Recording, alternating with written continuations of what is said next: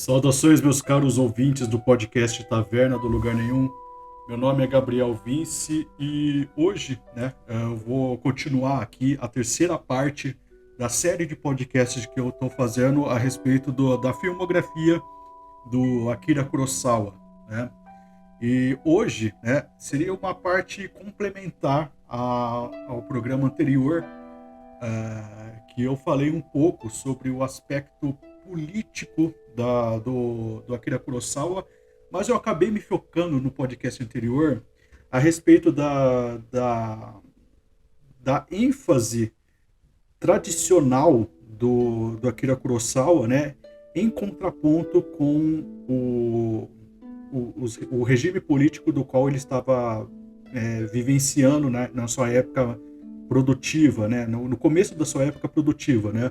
O Akira Kurosawa, assim, uma curiosidade dele, ele fez bastante filmes, bastante não, alguns filmes assim, é, sob demanda do governo japonês durante a Segunda Guerra, né. Então, mas uma coisa interessante do Akira Kurosawa é que ele nunca foi muito afeiçoado à política do Japão durante essa época, né? Vale lembrar que durante a Segunda Guerra Mundial o Japão estava do lado dos fascistas, né? Dos nazistas, né? E só que Akira Kurosawa também não é totalmente um sujeito americanizado, sabe? Vamos dizer assim, ele muitas vezes é acusado de ser um cineasta bastante ocidentalizado, né? Só que primeiro que não é uma coisa ruim ser ocidentalizado, né? Como se o Ocidente não tivesse produzido nada de relevante, né? As referências que o Akira Kurosawa vai pegar nos seus filmes, né? São gente do nível de Dostoiévski, de Shakespeare, né? Então, nesse caso, assim, ser ocidentalizado é um grande elogio, né? John Ford também, né? É um grande cineasta que o Akira Kurosawa se inspira muito, especialmente nos seus filmes Shambara, né? O Yojimbo, o Sanjuro, que são filmes excelentes, assim. Mas existe assim, o Akira Kurosawa não tem especificamente nada contra a cultura americana também, né? Que é uma das grandes é, é uma das grandes um dos grandes equívocos na hora de se pensar o tipo de cinema do Akira Kurosawa, né? O tipo de filme que o Akira Kurosawa faz, né? Akira Kurosawa nunca negou essas influências do cinema americano, nunca negou as influências da literatura ocidental, né? E, enfim, né? Não é exatamente esse o ponto, né? Akira Kurosawa sempre foi crítico da política externa americana, né? E também foi muito crítico, né? Como a gente vai ver nesse programa, da política do Japão durante essa época, né? E também nunca foi um cara que foi muito afeiçoado ao perfil soviético de cinema, como o perfil soviético de se fazer cinema político, né? Você vai ver, a gente vai ver aqui durante esse programa que Akira Kurosawa ele faz um cinema político, né? Ele tem bastante filme político, né? Para quem não conhece, assim, começa a pegar a filmografia dele, você vai ver que os filmes lá durante a década de 40 e 50 tem bastante ênfase política, né? Mas você vai ver uma diferença. Para quem conhece cinema político, por exemplo, da União Soviética, sei lá, da Itália, né, feito por membros do Partido Comunista e tudo mais, né, como o Pasolini, por exemplo, você vai ver que existe uma grande diferença do cinema político de Kurosawa para esses caras, né? Então, o perfil soviético também não se encaixa no Akira Kurosawa, né? Então, ele é um cara único, né? Assim, o perfil soviético não vai se encaixar mesmo com Akira Kurosawa, especialmente se darem uma olhada no filme que eu mencionei no programa passado, né? Que é Os Homens que Pisaram na Cauda do Tigre, né? Os Homens que Pisaram na Cauda do Tigre, se você pegar esse filme e se você for desnudar ele, você vai ver um filme extremamente tradicionalista, extremamente afeiçoado às questões, ao tipo de sociedade mais tradicional possível que tem no Japão.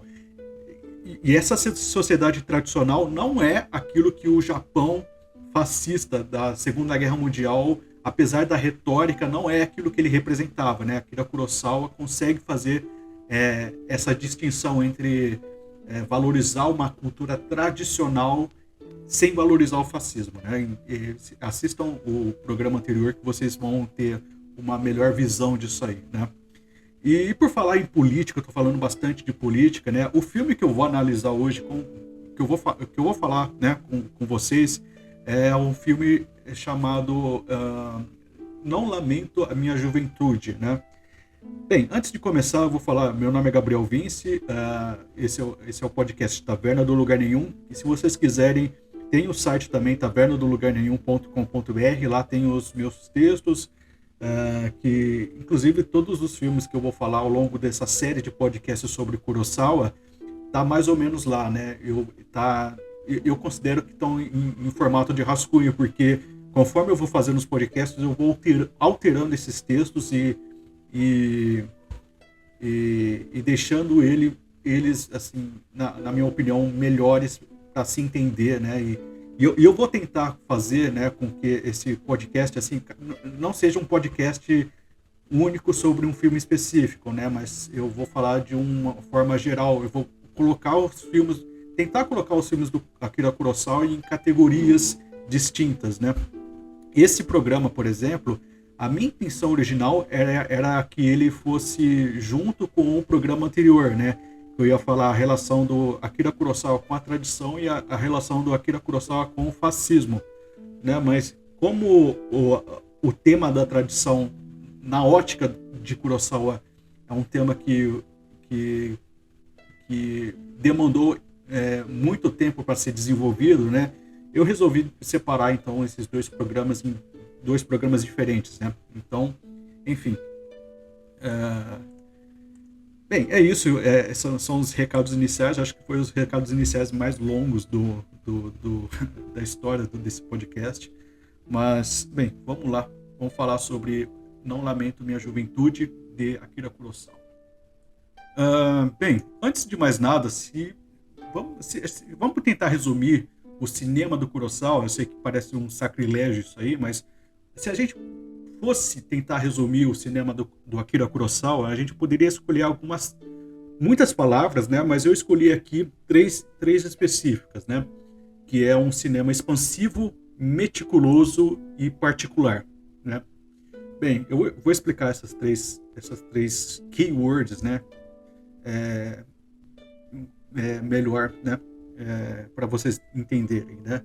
A expansividade de Akira Kurosawa, ela pode ser testemunhada tanto pela sua capacidade quase inigualável de universalidade, né, alcançando culturas e épocas distintas e se mantendo relevantes nelas, né, quanto pela abrangência de grandes períodos históricos, da épocas mais antigas até as mais atuais, né.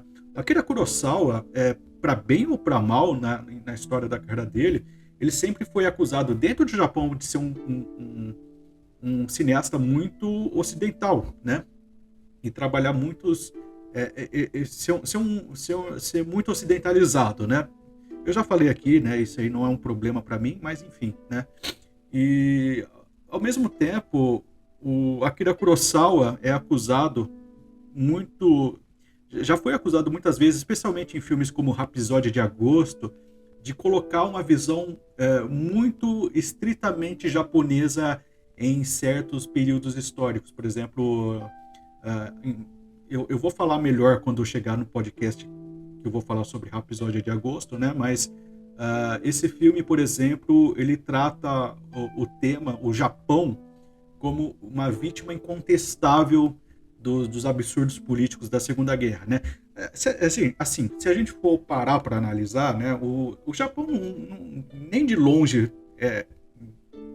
foi uma figura inocente na história, né? A gente sabe que o Japão foi um país com muitas pretensões imperialistas, cometeu bastante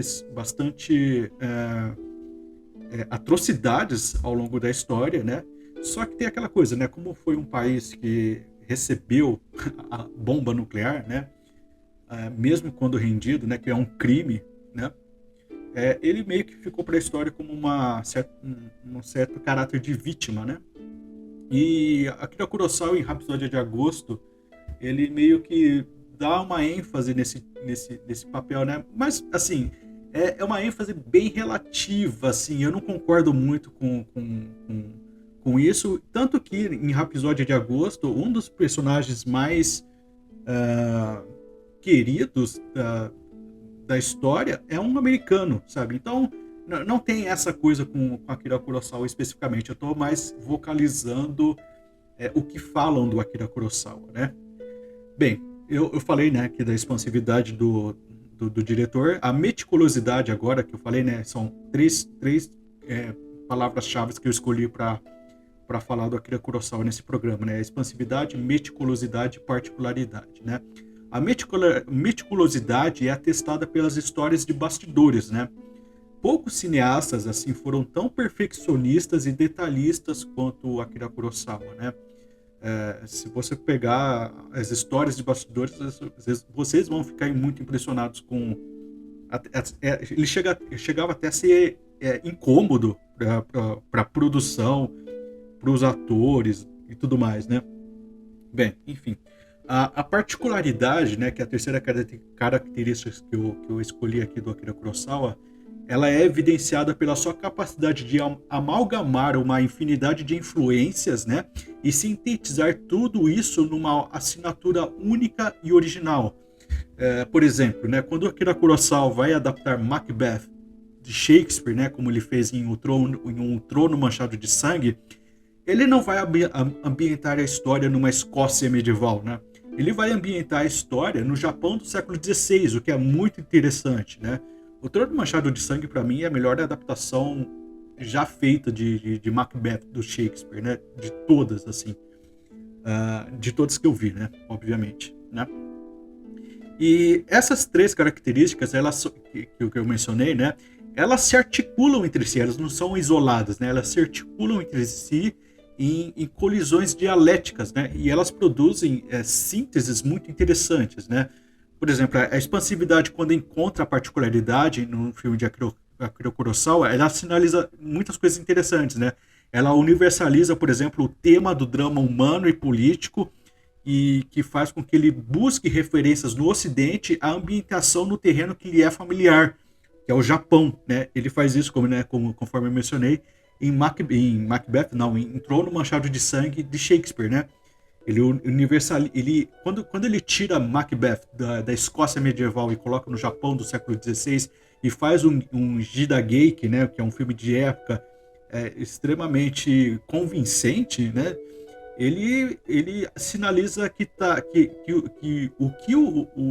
a Escócia medieval viveu, né, como expressão de todos os dramas humanos de inveja, de busca pelo poder, elas podem ser muito bem transpostas no Japão do século XVI, né, em culturas que nunca tiveram contato entre si. Isso evidencia que o ser humano ele tem características próprias, né? E isso evidencia muita coisa. Inclusive, quando eu mencionei no programa passado, né, quando eu falei da história que inspira o filme Os Homens que Pisaram na Cauda do Tigre, que é o Kajinko, né? Eu falei que as histórias populares, elas geralmente têm uma característica em comum, né? Que é a história da pessoa que utiliza muito da esperteza para poder sair de situações difíceis e tudo mais. Eu até comparei o samurai Benkei, né? Que está na história, com o João Grilo, né, do Ariano Suassuna. João Grilo é um personagem anterior ao Ariano Suassuna, né, não é esse o caso, né? Mas o João Grilo do Alto da Compadecida, por exemplo, é um personagem muito similar, tipo, ele tem muitas coisas em comum com um Benkei da história tradicional Kajinko, né, que eu mencionei no podcast passado, né? Enfim, né, existem temas que são universais aí, que são muito bem trabalhados ao longo da história, né? Não é uma coisa que o Akira Kurosawa inaugurou isso na história, sabe? Em contrapartida, né, eu falei que o Akira Kurosawa ele universaliza o drama humano e político, buscando suas referências no Ocidente e a ambientação no terreno que lhe é familiar, né, que é o Japão. Em contrapartida a isso, o Akira Kurosawa devolve ao Ocidente, né, ou melhor, ao mundo, uma vitrine do Japão que vai muito além de lutas de espadas, né? E aí que eu quero chegar, né? O Akira Kurosawa ele é muito conhecido por filmes de samurai. No entanto, né, conforme eu falei, durante a década de 40, mais ou menos até a década de 60, né, ele mostrou ao longo de seus filmes muito tema político, né?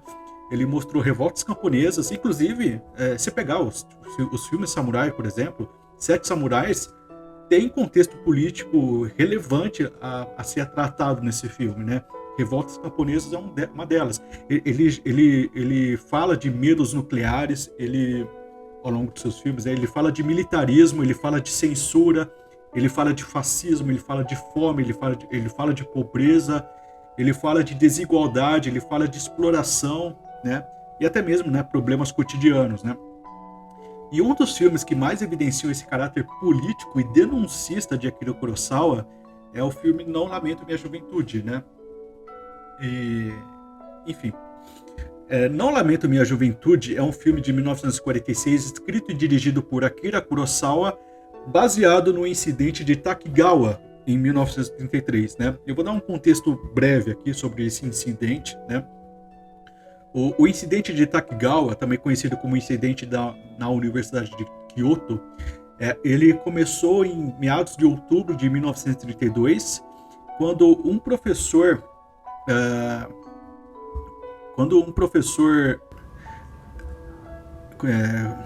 eu desliguei aqui o denoise aqui da gravação, voltando, né? O incidente de Takigawa começou em outubro de 1932, quando um professor da Faculdade de Direito da Universidade Imperial de Kyoto, um sujeito chamado Takigawa Yukitoki, fez uma palestra sobre a necessidade do judiciário em entender as raízes sociais dos comportamentos desviantes, né? O momento culminante dessa história ocorreu em maio de 1933, quando o ministro da Educação, Hatoyama Ishiro, anunciou que a teoria de direito penal que Takigawa defendia era baseada em filosofias marxistas e, portanto, resolveu suspender o seu ensino, né? Vale lembrar que o Partido Comunista nessa época era ilegal no Japão, né? E qualquer coisa que sinalizasse uma aproximação com a ideologia marxista era prontamente perseguida, né? Em solidariedade ao Takigawa, que, entre aspas, não era nem marxista esse cara, os restantes membros da faculdade de Direito renunciaram seus cargos e os estudantes boicotaram as aulas e organizaram um movimento de protesto, né? E em retaliação a essa movimentação toda, o Ministério da Educação do Japão resolveu demitir Takigawa, né, o que apenas intensificou as animosidades entre professores, alunos e o governo e fortaleceu o movimento universitário do Japão pelas pautas de liberdade de expressão, né? Akira Kurosawa, em Não Lamento Minha Juventude, ficcionaliza essa história para expressar as suas ideias sobre liberdade, né? Trata-se do primeiro filme do Akira Kurosawa feito após o fim da Guerra do Pacífico, né? Época em que o governo militar do Japão estava completamente dissolvido e havia uma certa brisa de democracia correndo pelo país, né? A gente sabe, né? O Akira Kurosawa também sabia que era uma brisa meio falsa, puramente retórica e também dados a contextos completamente traumáticos, né? Mas existia uma certa brisa de democracia que foi em si influenciada pelo modo de pensar americano, né? E aqui a gente acompanha, né, a jovem Yukie, né, que é a única protagonista de um filme do Kurosawa, né, uma curiosidade. Essa Yukie, né, ela é a filha do professor Yagihara, né. Esse Yagihara é o personagem do filme, né, ele é diretamente inspirado no professor Takigawa Yukitoki, né, que eu mencionei há pouco, né. Essa personagem ela faz uma jornada que vai metaforizar uma maturidade política, né? No início do filme, a Yukie ela vive em negação da situação social que afeta o seu pai, que está sendo perseguido ideologicamente pelo governo por suas opiniões antifascistas e por conta da sua participação em protestos contra a participação do Japão na Guerra da Manchúria, né? A Guerra da Manchúria é uma guerra que o Japão participou durante a Segunda Guerra e tudo mais, né? Então, o professor Yagihara, né, que é o pai da Yukie, que é a nossa protagonista, ele tem essas opiniões antifascistas e tudo mais, ele participa de protestos contra a presença do Japão na Guerra da Manchúria e por isso ele é perseguido pelo governo, né? O que torna a personagem Yukie uma personagem bastante interessante é que percebemos que os acontecimentos políticos do país, mesmo que ela tente não ver, afetam ela de uma forma meio difusa. E isso se evidencia num sentimento assim, crescente de angústia não definida e que em muitos momentos transborda em crises de choro e agressividade, né? A Yukie é uma personagem bastante com um gênio bastante forte, né? Então e angustiada, né? É como se a política, né, do país cercasse ela o tempo todo, né, e cobrasse dela um posicionamento, né? Seja pela notícia do seu pai sendo demitido por opiniões políticas, seja pelo encontro que ela teve com um soldado caído enquanto caminhava com os amigos no parque, né? É interessante porque o filme assim ele traz momentos assim muito belos, muito bucólicos da Yukie, por exemplo, correndo pelo parque, num campo florido e tudo mais, só que depois corta para ela vendo um soldado moribundo deitado no meio do parque, assim. Então todo esse cenário idílico, né, que o Japão estava vivendo, que ela queria ver, né, na verdade era um terror, assim, e ela estava tentando fugir desse terror que estava dominando, né, o Japão, né? Soldados mortos, fome, pessoas passando fome, né? Mendigos, sabe? Existe um problema social que está evidente para ela, assim, que está cercando ela e ela não quer ver isso aí. Ela tenta não ver, mas não adianta, né? O Japão, inclusive, é uma ilha muito pequena, sabe? Ela vai ver alguma coisa assim que não vai lhe agradar e no contexto bélico e socialmente catastrófico que o Japão estava vivendo, esses pontos de terror do filme são multiplicados, né? Esses pontos de terror que ela vai vendo são multiplicados, né? E cada vez mais vai invadindo a vida dela, né? E ela, assim, fica bem relutante em se manifestar politicamente quanto a todo esse cenário que vai cercando ela, né? De uma forma bem claustrofóbica mesmo, né? E o que ela vai se manifestar apenas quando um dos seus melhores amigos, né, e o objeto da sua afeição, né, um jovem chamado Nogue, é preso por sua atividade política, né? O Nogue, ele vai participar de um protesto contra a guerra, né? Tal como seu pai, né? E então essa aí foi a gota d'água do Yukie, né? E então ela, depois desse evento, né, quando o Nogue é preso por sua atividade política, ela decide deixar a sua vida, né, de confortos e mimos, e ela vai viajar para o campo, né, para ficar mais próxima dos menos favorecidos, né? Em continência à luta que Nogue tinha, né? O Nogue lutava pelos menos favorecidos no seu país, né? E a partir daí a Yukie, né, que era uma menina no começo do filme bastante mimada e despolitizada, né? Ela se politiza, né? Ela toma um partido, né? Ela toma um lado e vai viver com os camponeses, né? Vai viver no campo, vai ficar próxima aos menos favorecidos, né? O que é interessante é que o filme, né, o Não Lamento Minha Juventude, que apesar de ser um filme político, né, ele nem de longe se assemelha ao perfil do realismo socialista soviético, né? Onde há, por exemplo, a negação do indivíduo e do universo subjetivo de análise, né? Aliás, muito pelo contrário, né? todo o panorama político apresentado no filme, ele é condensado num âmbito de experiências pessoais, né, e não coletivo, né?